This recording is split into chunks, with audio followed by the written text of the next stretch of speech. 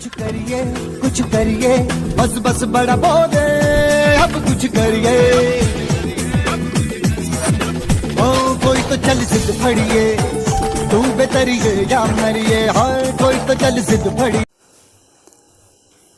Hello my dear friends, आज हम लोग द सॉलिड स्टेट ठोस अवस्था के एक important topic calculation of density of unit cell एकक कोशिका के घनत्व की गणना को पढ़ेंगे।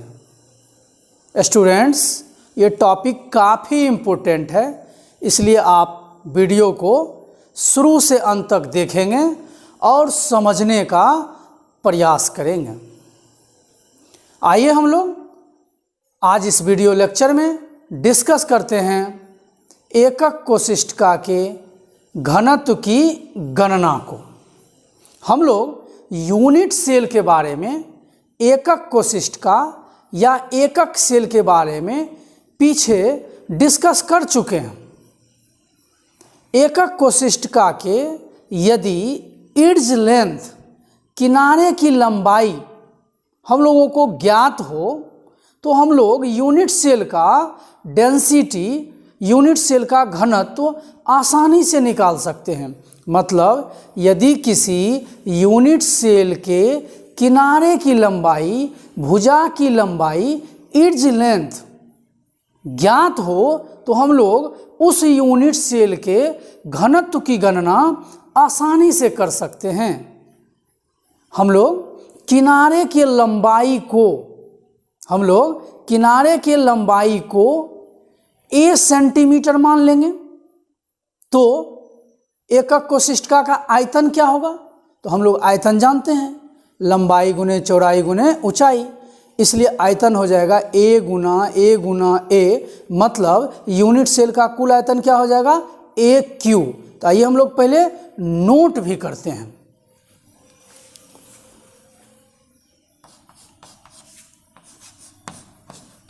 माना कि यूनिट सेल के किनारे का लंबाई हम लोग यहाँ a सेंटीमीटर में ले लेते हैं। तो अब यूनिट सेल का आयतन क्या होगा? चलिए लिखेंगे यूनिट सेल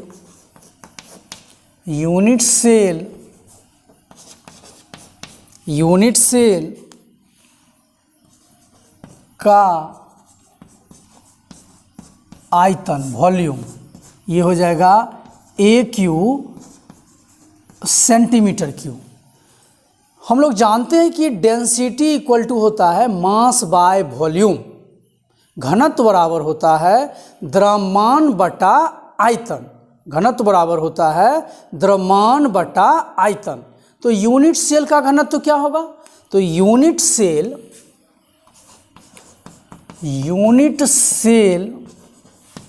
का घनत्व जब हम लोग निकालेंगे तो फार्मूला होगा यूनिट सेल का द्रव्यमान बटा यूनिट सेल का आयतन। यूनिट सेल के द्रव्यमान में यूनिट सेल के आयतन से भाग करेंगे हम लोग तो निकल जाएगा यूनिट सेल का घनत्व।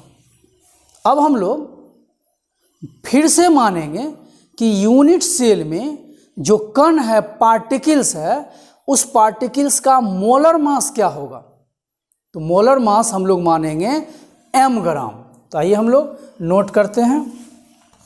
यूनिट सेल में कणों का द्रव्यमान लीजिए या मोलर मास लिखिएगा। यूनिट सेल में कणों का द्रव्यमान हम लोग मान लिए हैं m ग्राम। यूनिट सेल में कणों का द्रव्यमान हम लोग क्या लिए हैं? m ग्राम। तो यूनिट सेल में एक कण का द्रव्यमान क्या होगा, एक कण का मास क्या होगा? तो मोलर मास में हम लोग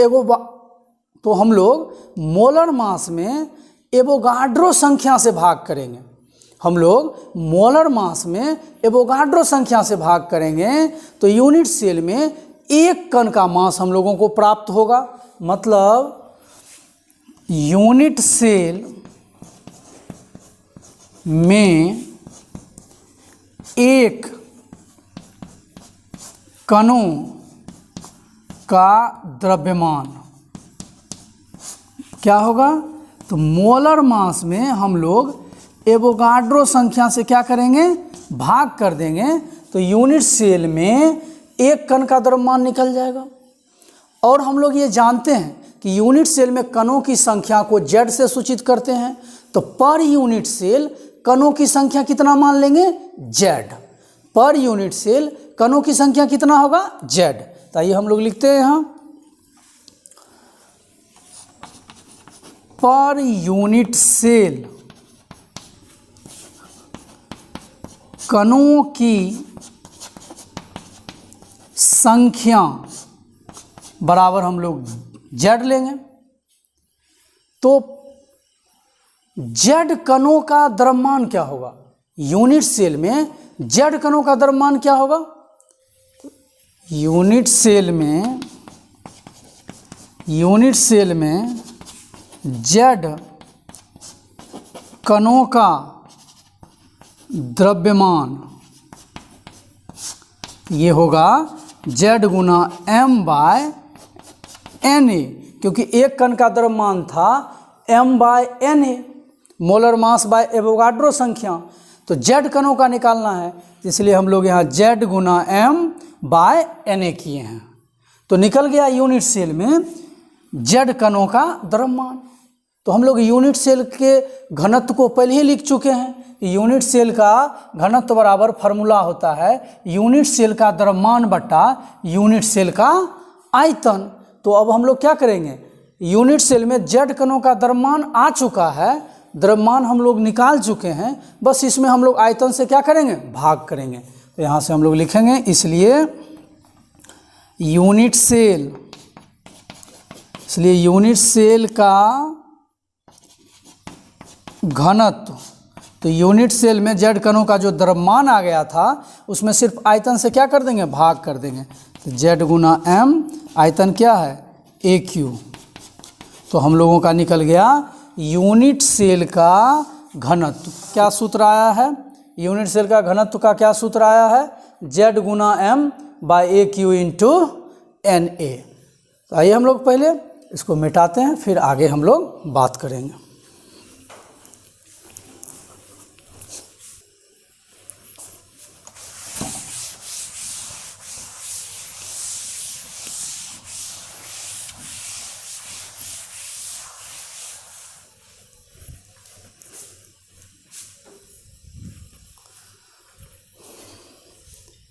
हम लोग जानते हैं कि डेंसिटी इक्वल टू होता है मास बाय वॉल्यूम, घनत्व बराबर होता है द्रव्यमान बटा आयतन। तो आइए हम लोग पहले नोट करते हैं कि चूँकि ये डेंसिटी को D से या रो से सूचित किया जाता है, तो डेंसिटी इक्वल टू होता है मास बाय वॉल्यूम। तो मास का यूनिट होता है kg, अब वॉल्यूम का क्या होता है, मीटर क्यूब। तो इस डेंसिटी का, इस घनत्व का जो SI यूनिट होगा वो क्या होगा, kg मीटर पर क्यूब। लेकिन केमिस्ट्री में ज़्यादातर इस्तेमाल CGS का होता है, तो आइए हम लोग उसके बारे में डिस्कस करें। तो kg को जब हम CGS में चेंज करेंगे तो क्या हो जाएगा, ग्राम, और मीटर किस में चेंज होगा, सेंटीमीटर में। तो CGS सिस्टम में इस डेंसिटी का यूनिट क्या होगा, ग्राम सेंटीमीटर पर क्यूब। और डेंसिटी को D या रो से सूचित करते हैं, तो इसलिए यूनिट सेल का जो डेंसिटी होगा उसके लिए हम लोग अभी फार्मूला प्राप्त किए हैं, D इक्वल टू Z गुना m by AQ into Na। अभी हम लोग ये फार्मूला प्राप्त किए हैं, जिससे हम लोग ढेर सारे न्यूमेरिकल्स को भी सॉल्व करेंगे, ढेर सारे आंकिक प्रश्न को भी सॉल्व करेंगे।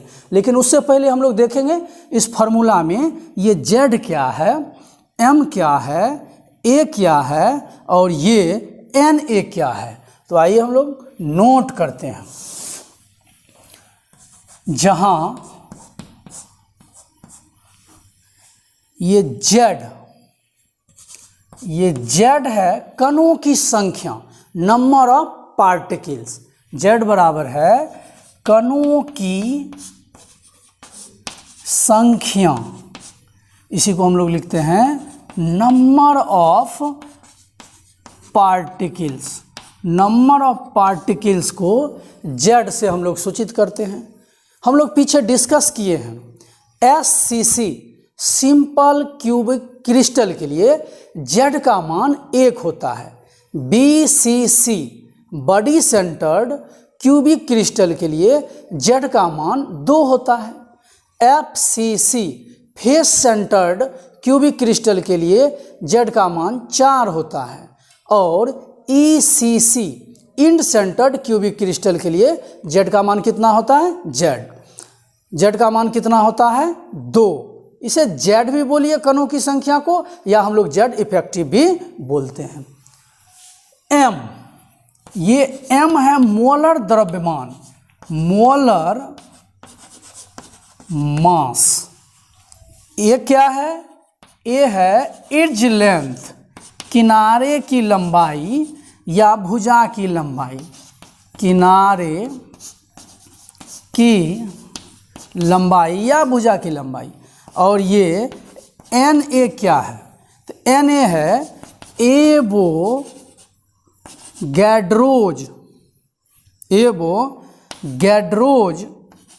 नंबर, एवोगाड्रो की संख्या जिसका वैल्यू है 6.022 इंटू 10⁻23।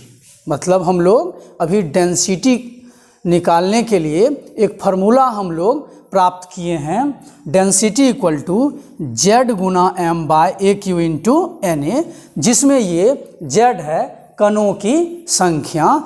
हम लोग पीछे डिस्कस कर चुके हैं, कणों की संख्या SCC के लिए 1 होता है, BCC के लिए 2 होता है, FCC के लिए 4 होता है और ECC के लिए कितना होता है, 2 होता है। M है मोलर द्रव्यमान, मोलर मास, A है इड्ज लेंथ किनारे की लंबाई और ये NA है एवोगाड्रोज नंबर। तो आइए हम लोग पहले इसको मिटाते हैं।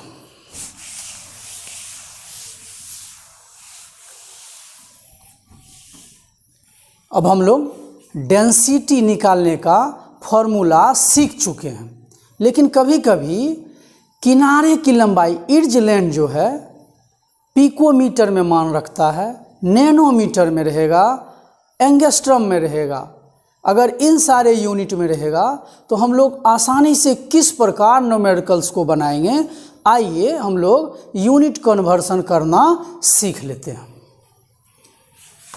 पहले पॉइंट में हम लोग बात करेंगे, यदि इफ A इक्वल टू किनारे की लंबाई इक्वल टू X एंगस्ट्रम दे दिया जाए, तो हम लोग जानते हैं कि 1 एंगस्ट्रम इक्वल टू होता है 10⁻⁻10 मीटर, या सेंटीमीटर में होता है इसका वैल्यू 10⁻⁻8 सेंटीमीटर। तो हम लोग आसानी से परिवर्तन कर लेंगे। हम लोग जानते हैं कि चूंकि 1 एंगस्ट्रम इक्वल टू होता है 10⁻10 मीटर या 10⁻8 सेंटीमीटर। तो यहाँ हम लोग A का जो मान निकालेंगे ये होगा X इंटू 10⁻10 मीटर या 10⁻8 सेंटीमीटर। कभी कभी इस A का वैल्यू पिकोमीटर में भी देता है। अगर A equal to X picometre दिया जाए तो हम लोग जानते हैं कि चूंकि 1 पिकोमीटर इक्वल टू होता है 10⁻12 मीटर या 10⁻10 सेंटीमीटर। तो हम लोग आसानी से फिर यूनिट कन्वर्सन कर लेंगे। तो x इंटू 10⁻12 मीटर या यहाँ होगा 10⁻⁻10 सेंटीमीटर। जिस यूनिट में रहेगा क्वेश्चन में इस्तेमाल करना हम लोग आसानी से कर सकते हैं। फिर यदि ए का मान जो है नैनोमीटर में रख दे, x नैनोमीटर रख दे, तो हम लोग जानते हैं चूँकि 1 नैनोमीटर बराबर 10⁻⁻9 मीटर होता है या 10⁻⁻7 सेंटीमीटर होता है। तो इसको भी आराम से हम लोग कन्वर्ट कर सकते हैं, बदल सकते हैं, x इंटू 10⁻⁻9 मीटर या 10⁻⁻7 सेंटीमीटर। तो स्टूडेंट्स, आज हम लोग यूनिट सेल के डेंसिटी के गणना करने के लिए फॉर्मूला को प्राप्त कर चुके हैं। फॉर्मूला है हमारा D = Z गुना M by AQ into NA। Students, हम लोग अगले वीडियो लेक्चर में डेंसिटी से रिलेटेड न्यूमेरिकल्स को पढ़ेंगे। स्टूडेंट्स, हमारा ये वीडियो आपको पसंद आया हो तो अधिक से अधिक लाइक करें, शेयर करें और कमेंट करें। Thank you for watching my YouTube channel.